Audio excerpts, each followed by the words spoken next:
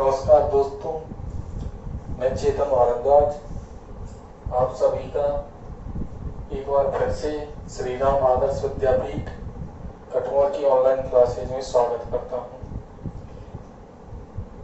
आपकी क्लासेज लगातार चल रही हैं। अब तक की क्लासेज में हमने प्रकाश के बारे में, प्रकाश के परावर्तन के बारे में, परावर्तन के प्रकार के बारे में, परावर्तन के नियम के बारे में, उसके बाद दर्पण के बारे में, दर्पण के प्रकार के बारे में, समतल दर्पण के बारे में, समतल दर्पण से बनने वाली विशेषताओं के बारे में और समतल दर्पण द्वारा बनने वाले प्रतिबिंब के बारे में पढ़ा था। आज हम गोलीय दर्पण स्टार्ट करने वाले हैं। तो आज का टॉपिक है गोलीय दर्पण।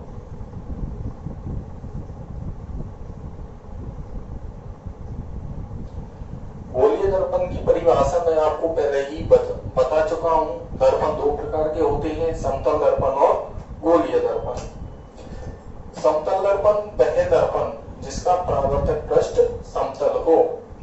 मैंने आपको पहले भी बताया है कि दर्पण के बारे में हमें पृष्ठ से मतलब है, आकृति से मतलब नहीं है।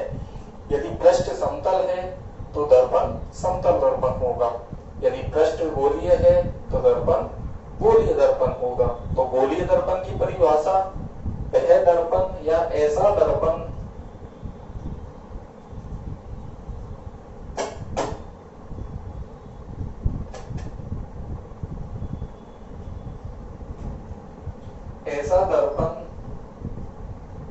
जिसका परावर्तक पृष्ठ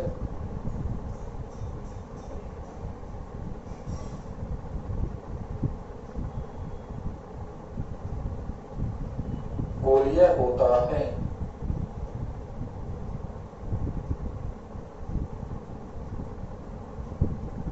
गोलीय दर्पण कहलाता है। परावर्तक पृष्ठ गोलीय, ठीक है। यदि परावर्तक पृष्ठ समतल तो समतल दर्पण, यदि परावर्तक पृष्ठ गोलीय तो दर्पण गोलीय दर्पण। अब पढ़ेंगे गोलीय दर्पण के प्रकार।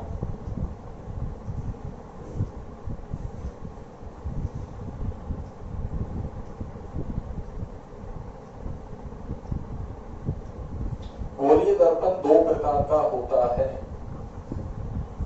अवतल दर्पण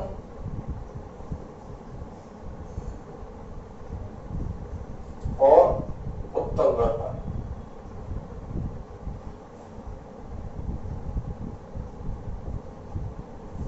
गोलीय दर्पण कितने प्रकार का? दो प्रकार का, अवतल दर्पण और उत्तल दर्पण। अब अवतल दर्पण किसे कहते हैं, उत्तल दर्पण किसे कहते हैं? दोनों में जो समान बात है वो यह है कि दोनों गोलीय दर्पण हैं, मतलब दोनों का परावर्तक पृष्ठ गोलीय होगा। तो यह तो इनमें समान बात है, लेकिन अब पृष्ठ दो प्रकार के हैं गोलीय में, उसी आधार पे इन दोनों को अलग अलग डिवाइड किया गया है, अवतल दर्पण और उत्तल दर्पण। ठीक है, अब पहले हम अवतल दर्पण के बारे में पढ़ते हैं। अवतल दर्पण ऐसा गोलीय दर्पण जिसका अंदर की ओर धंसा हुआ भाग परावर्तक पृष्ठ के रूप में कार्य करता है, उसे अवतल दर्पण कहते हैं। समझने की बात है, दर्पण कौन से प्रकार का है? ये गोलीय दर्पण। तो यह गोलीय दर्पण हो गया। यह भाग आपको गोल दिखाई दे रहा है, यह गोल दिखाई दे रहा है, तो यह दर्पण कौन सा? गोलीय दर्पण। अब परिभाषा के ऊपर आएंगे, जो डेफिनेशन अवतल दर्पण की है कि ऐसा गोलीय दर्पण जिसका अंदर की ओर धंसा हुआ भाग, अब इसमें अंदर की ओर धंसा हुआ भाग कौन सा है? यह भाग है। यह परावर्तक पृष्ठ के रूप में कार्य करता है। यह किस रूप में कार्य कर रहा है? परावर्तक पृष्ठ के रूप में। मतलब जो प्रकाश की किरणें आएंगी वह इस पृष्ठ से टकराएंगी। कौन से पृष्ठ से टकराएंगी? अंदर की ओर धंसे हुए भाग। अब यह चीज मैं पहले ही बता चुका हूं कि दर्पण किसे कहते हैं। दर्पण का मतलब जिसके एक पृष्ठ पर परावर्तक पदार्थ की पॉलिश हुई हो, वह दर्पण है। दर्पण में भी गोलीय दर्पण जिसका परावर्तक पृष्ठ गोल हो। तो यह पृष्ठ तो गोल हो गया, लेकिन दर्पण बनाने के लिए इसके एक पृष्ठ पर हमें परावर्तक पदार्थ की पॉलिश करनी पड़ेगी। अब बात आएगी अवतल और उत्तल दर्पण की। तो अवतल दर्पण जिसका अंदर की ओर धसा हुआ भाग परावर्तक पृष्ठ के रूप में कार्य करता है। तो यदि हमें अंदर वाले भाग पर प्रतिबिंब प्राप्त होता है, हम इस भाग पर प्रकाश आपतित कर रहे हैं, तो पॉलिश किधर की साइड होगी? बाहर की ओर। तो किस भाग पर पॉलिश करनी पड़ेगी? बाहर की ओर। तभी तो हमें अंदर धसे हुए भाग में अपना प्रतिबिंब दिखाई देगा। तो यह दर्पण अवतल दर्पण। वह दर्पण जिसका अंदर की ओर धसा हुआ भाग, अंदर वाला भाग, यह जो धसा हुआ है, यह भाग परावर्तक पृष्ठ के रूप में कार्य करता है। परावर्तक पृष्ठ के रूप में कार्य यह करेगा, तो पॉलिश किधर की साइड? बाहर की वाले भाग पर, उभरे हुए भाग पर क्या करेंगे? पॉलिश। उसे अवतल दर्पण कहते हैं। तो अवतल दर्पण समझ में आ गया। गोलीय दर्पण का प्रकार, तो सबसे पहले तो पृष्ठ गोलीय, उसके बाद कौन सा भाग परावर्तक पृष्ठ के रूप में कार्य कर रहा है? अंदर धसा हुआ भाग, यह अंदर की ओर वक्रित भाग। तो यह बाहर की ओर वाले भाग पर हम पॉलिश करेंगे, जिससे कि अंदर वाला भाग परावर्तक पृष्ठ के रूप में कार्य करे। तो यह दर्पण कौन सा दर्पण कहलाएगा? अवतल दर्पण। अगली बात, अवतल दर्पण को अभिसारी दर्पण भी कहते हैं। इसे अभिसारी दर्पण भी कहते हैं।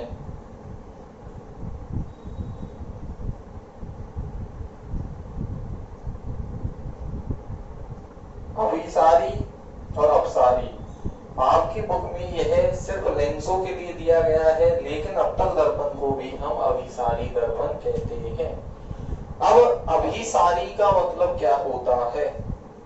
अभिसारी का मतलब है एक ही बिंदु पर केंद्रित करने वाला, मतलब एक ही बिंदु पर इकट्ठे करने वाला क्या कहलाता है?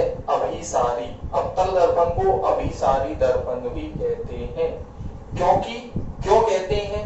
क्योंकि यह आपतित होने वाली प्रकाश किरणों को परावर्तन के पश्चात एक ही बिंदु पर केंद्रित कर देता है, इसलिए इसको अभिसारी दर्पण भी कहते हैं। तो यह याद रखना है, अवतल दर्पण कैसा दर्पण? अभिसारी दर्पण। क्यों कहते हैं? क्योंकि यह प्रकाश की किरणों को, अभिसारी का मतलब याद रखना है, अभिसारी का मतलब क्या है? एक ही बिंदु पर केंद्रित करना, एक ही बिंदु पर मिलाना। क्योंकि यह प्रकाश की किरणों को परावर्तन के पश्चात एक ही बिंदु पर केंद्रित कर देता है। कैसे केंद्रित करता है वह यह देखो, इनके बारे में हम आगे पढ़ेंगे। यह बिंदु कौन से हैं, कैसे हैं, इनकी जब गोलीय दर्पण से संबंधित कुछ परिभाषाएं और हमारा नेक्स्ट टॉपिक होगा उसमें पढ़ेंगे।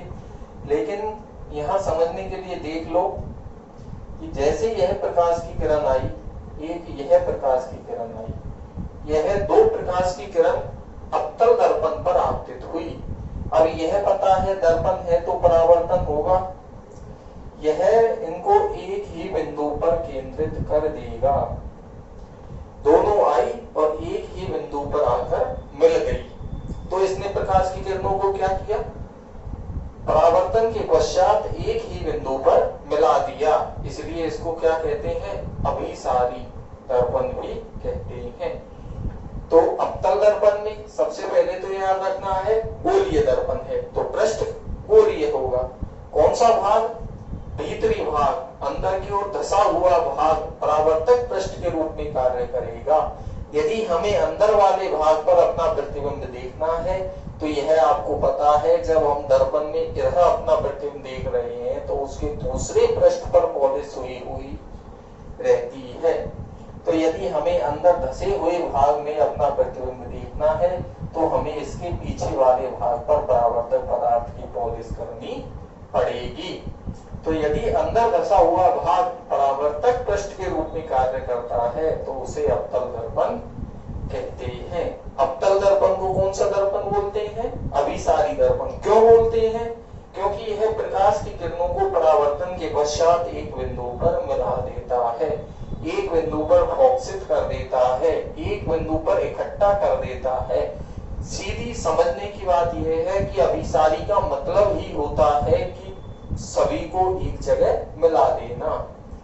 तो यह जितनी भी प्रकाश की किरणें आएंगी, 2 आए 4 आए, हमने यहाँ डायग्राम में 2 किरणें आपतित कराई हैं, 4 भी हो सकती हैं, 6 भी हो सकती हैं, 8 भी हो सकती हैं, कितनी भी हो सकती हैं, लेकिन यह परावर्तन के पश्चात उन सब किरणों को एक बिंदु पर इकट्ठा कर देगा, इसलिए इसको क्या बोलते हैं? अभिसारी दर्पण।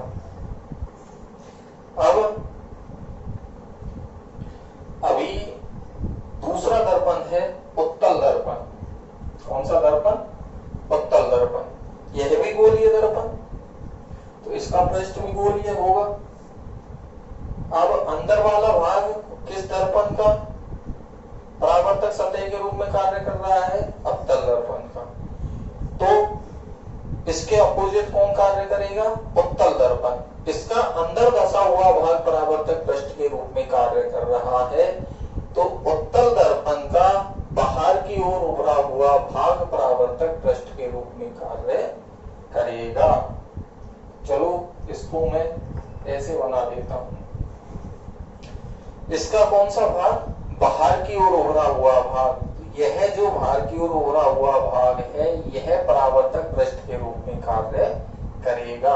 अब यदि हमें इस बाहर की ओर उभरे हुए भाग पर अपना प्रतिबिंब देखना है, तो हमें पॉलिश किस भाग पर करनी पड़ेगी?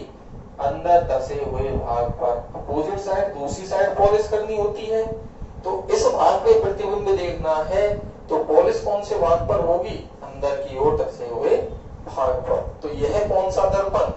उत्तल दर्पण। कौन सा दर्पण? उत्तल दर्पण। अवतल और उत्तल दोनों गोलीय दर्पण के प्रकार, दोनों में पृष्ठ गोलीय होगा। अवतल दर्पण में अंदर धसा हुआ भाग परावर्तक पृष्ठ के रूप में कार्य करता है, इसका मतलब पॉलिश बाहर की ओर होगी। इसमें बाहर की ओर उभरा हुआ भाग परावर्तक पृष्ठ के रूप में कार्य करता है, इसका मतलब पॉलिश कहाँ होगी? अंदर धसे हुए वाले भाग पर। हमें तो मतलब ये है, याद रखना है कि जो भाग परावर्तक पृष्ठ के रूप में कार्य करेगा, उसके अपोजिट साइड वाले भाग पर हमें परावर्तक पदार्थ की पॉलिश करनी है। यह जो सिंबल है, यह जो चिन्ह है, यह परावर्तक पदार्थ की पॉलिश को प्रदर्शित करते हैं। अब उत्तल दर्पण को हम अपसारी दर्पण भी कहते हैं।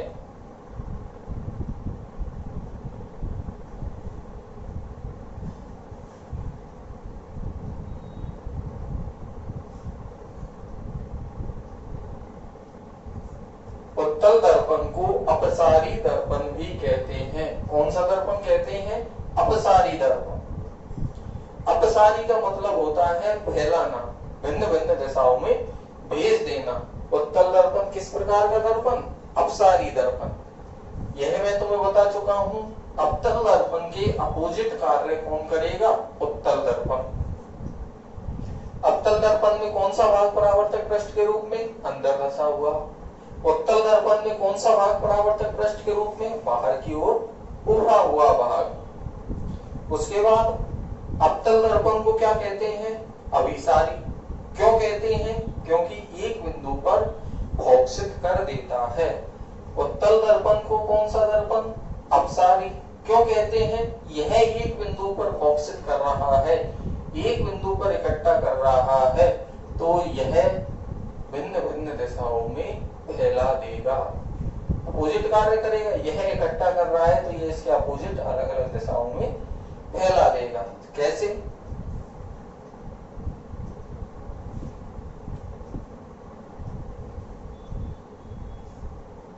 यह प्रकाश की किरण आई, इस पर भी यह प्रकाश की किरण आई, यह किरण दोनों इस पर आपतित हुई, बाहर की ओर उभरे हुए पृष्ठ पर फैलाना है तो यह इसको इस दिशा में भेज देगा और इस किरण को इस दिशा में भेज देगा।